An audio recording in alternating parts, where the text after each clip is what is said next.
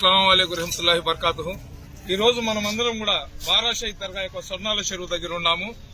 దయచేసి ఇక్కడ వచ్చే భక్తులకు నేను చిన్న రిక్వెస్ట్ చేస్తున్నాను.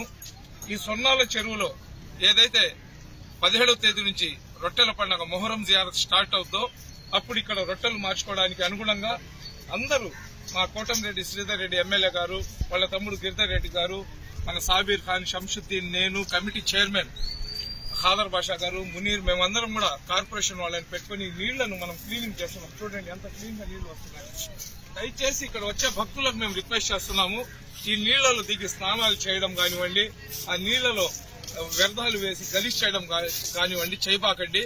ఎందుకంటే పవిత్రంగా ఉండే ఈ నీళ్లను రకరకాలుగా కానీ మీరు ఇబ్బంది చేస్తే రేపు గంధానికి వచ్చే భక్తులకు చాలా అసౌకర్యం అవుతుంది.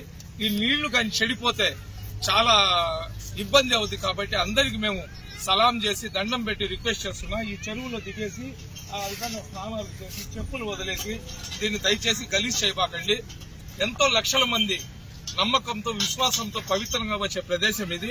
ఈ నీళ్లను కానీ గలీజ్ చేసేస్తే వచ్చే భక్తులందరూ కూడా ఇబ్బంది పడతారు. కాబట్టి దయచేసి ఎవరు కూడా ఈ నీళ్లలో దిగేసి ఈ నీళ్లలో స్నానాలు చేయడం కానివ్వండి, లేదా నీళ్లలో పోయి వ్యర్థాలు వేయడం కానివ్వండి, అటువంటి పిచ్చి పనులు చేయబాకండి.